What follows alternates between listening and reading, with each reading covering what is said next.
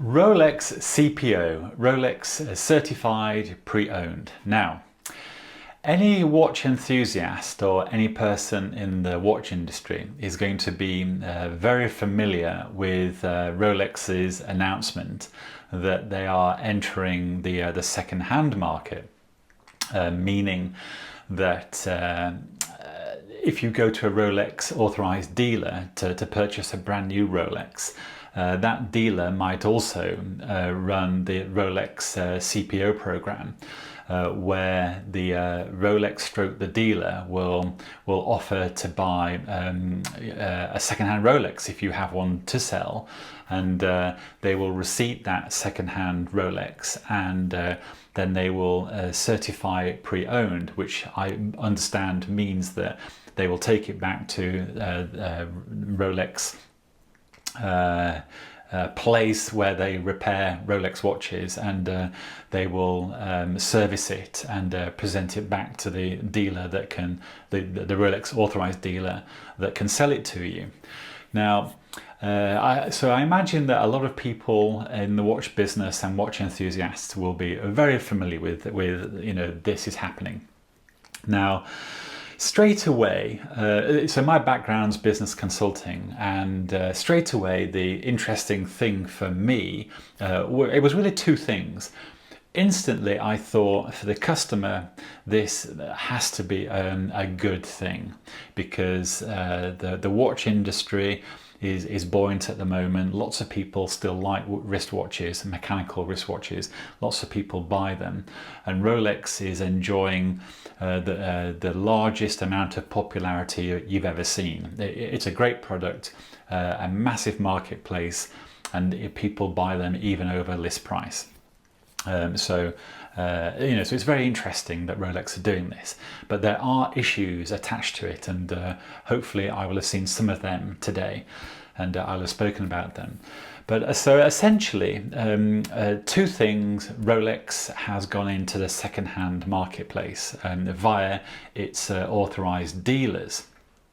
Now, so initially, as a potential customer, I thought this is great, because it adds, it's great for the consumer, for the customer, because not only have you got the option of buying brand new, you've got the option of buying pre-owned, which on the face of it, it might be cheaper, but we'll get into this, that might not be the case.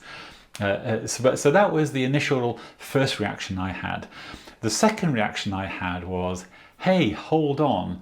There's an element of Rolex is now biting the hand that feeds it, because in the last few years, the grey market has been the business factor here that has helped drive up Rolex prices, and also has helped add this kudos, and has helped add the intrigue and the increased prices of Rolex pre-owned. Now, at this point, I'm sure that many people will be aware that it's not all Rolex watches that are very popular, that sell out immediately and fetch these high prices on the second market. The Rolex watches that are desirable tends to be the Rolex sport models. So they're made predominantly from stainless steel, but you've also got the precious metal versions that are made in white gold and rose gold, yellow gold, and also platinum, and there are other materials. Now, all these watches are, they're all fabulous objects in their own right, really. And it's because Rolex is a very high-end, high-quality manufacturer. So, of course, it makes great quality wristwatches. And at that point, what I find always interesting, Rolex offer a square watch, and I think it's the Cellini line. And these watches are much less popular, but they're a square design, and I think they look absolutely fantastic. It's one of my favorite wristwatches, and it's a square Rolex, and they are absolutely super. and they are not that easy to get hold of now, and I don't think that they command these high prices that people pay for the other Rolex models. And I've always found that very interesting because they are one of my favorite watches from Rolex. Anyway, so the popular Rolex watches are is the Submariner. It's the diving style of watch. It is the Sea Dweller, the GMT, and the chronograph Daytona. These I mean, really, you've only got like two styles of wristwatch. You've got the complicated dial chronograph style called the Daytona, and you have the diving style, which covers the Submariner, the Sea Dweller, and the GMT. So you've only really got these two styles of wristwatches, and they have become synonymous with the Rolex brand name. They've become synonymous with the hyped models, the sport stainless steel models, and also they've all attracted these, unbelievably high premium values on the second-hand market. Now, there are a lot of reasons why that's happened over the years.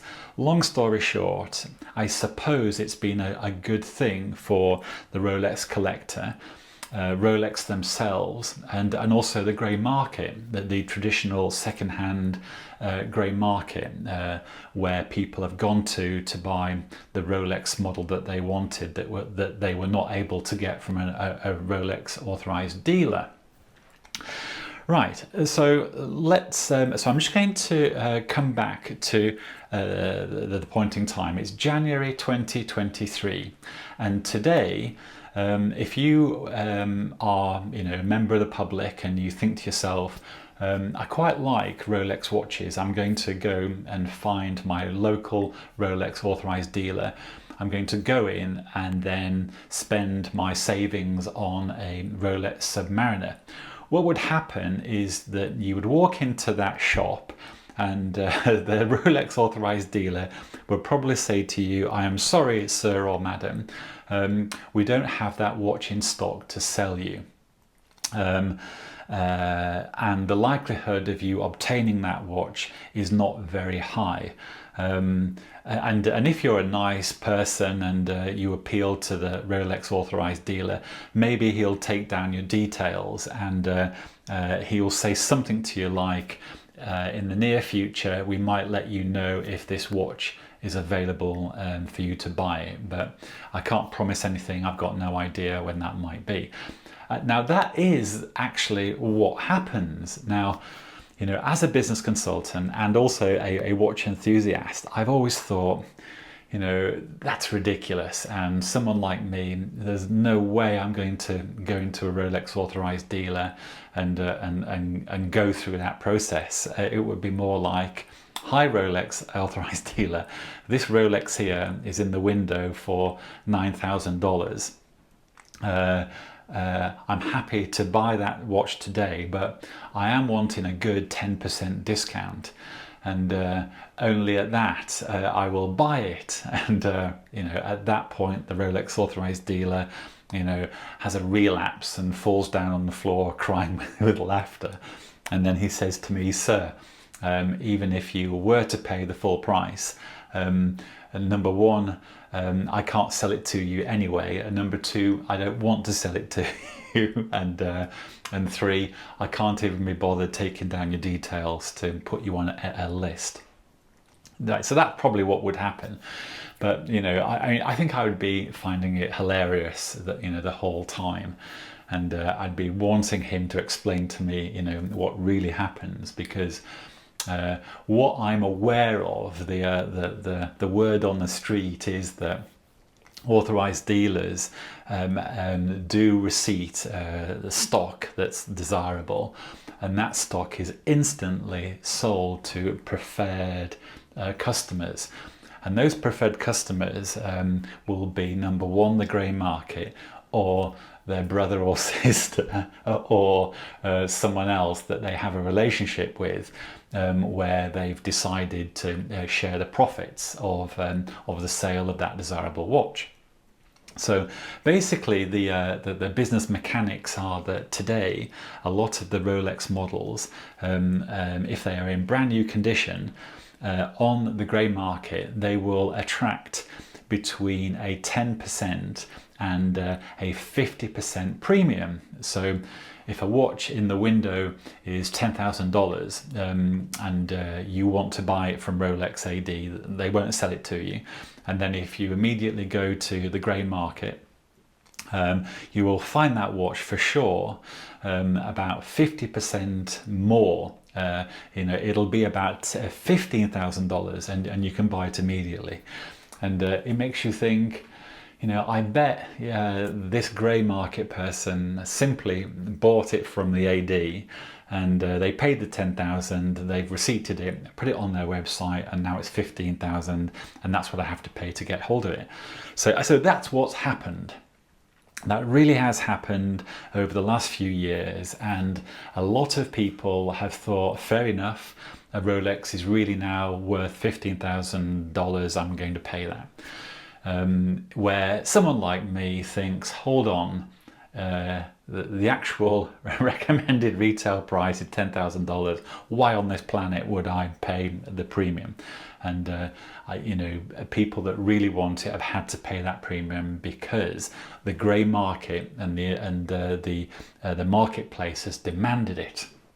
So that's always made me think this is crazy. I would like to understand it a bit more. I, as a customer, certainly wouldn't do it. So that's been the situation that's been in place for the last few years, and has created this intrigue and also this business case for a lot of grey dealers. Now, in the last 12 months, it's probably about between 8 months, 8 and 10 months, actually, this is January 2023, we have noticed that on the grey market, lots of these high Rolex prices have been falling down. They were ridiculous anyway, so it can be explained as a price correction, and that certainly could be the case. But still, a lot of these models are way over retail, which, someone like me, it creates a lot of intrigue. And I keep thinking, why on this earth are they so high?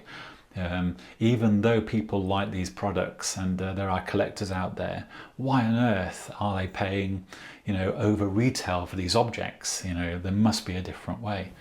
Now, if you are Rolex the company, you can you could easily take the view that, number one, this is great for business because it provides demand of your product, and also this very high brand perception, which is super duper. It means that the production cycles that you have in a year are going to be sold no problem at all, and your customers are all going to be happy. So that's number one for Rolex. Number two, it does present business opportunity. Why on earth are third parties making a stack of money in profit with our products when we ourselves essentially could, sell them at a higher price?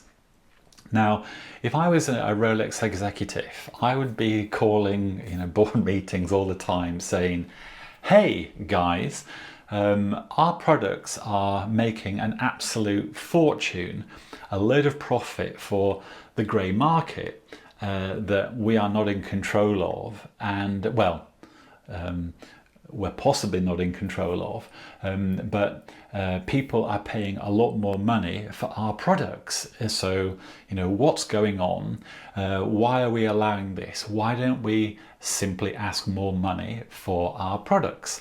Now, over the last few years, Rolex have been hiking their prices between 5 and 10% every year, and they have gone up way more than inflation. So they've definitely seen this take place, and there is a mood music that they've responded to, and they have started to increase their recommended retail prices. But still, the grey market is selling the exact same product for a higher value. Now, someone like me, a business consultant, is thinking, hold on a second, I'm here to protect the business and the brand. Why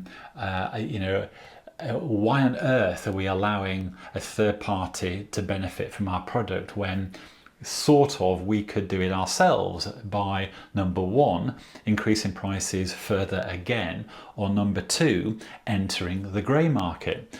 So why don't we sell products brand new and also sell our own products secondhand anyway? Now, this has been a business growth strategy or method that other brands have done. It happens in the luxury sports car market as well, and other luxury marketplaces, trainers for example. So all Rolex are really doing is doing what other people have done. And but what it sort of does is it raises this great big trumpet signal to the grey market that your business case is now possibly under threat. Now, is that fighting talk? No, not really, because they haven't said, the grey market can't sell their watches and they don't like it. They haven't said anything like that. What they've done is that they've said we are entering the grey market, and so basically, the brand of the product that makes you money is actually now your competitor as well as your source provider, and that really is the big interesting thing here. They are biting to a degree the hand that feeds them, and they are going into business competition with the very people that have helped build their brand and sell their products. So that's interesting. My sort of general view is, look, this is just business. It is life. It happens in other business sectors anyway, so not to worry too much. And you don't know how it's going to outplay. But my hunch is that the customer, the collector, is instantly going to gravitate towards the Rolex CPO, Certified Pre-Owned Dealer, because you are literally buying the product from the manufacturer, even though it's secondhand. And you are also purchasing the promise that the product is like new, has been refurbished, has been serviced, and comes with a guarantee, and also the Rolex hand tag and little card and paraphernalia. And that is all part of the retail experience, and is something that watch people and people that buy luxury goods, it's what they like anyway. So there's a straightforward natural draw for the Rolex customer to go to Rolex once again to buy their brand new watch, and also their brand new watch, pre-owned watch, and also their second-hand watch. Rolex is going to be taking a point of sale to a marketplace that's really there ready for it, and I think that is going to impact the grey market.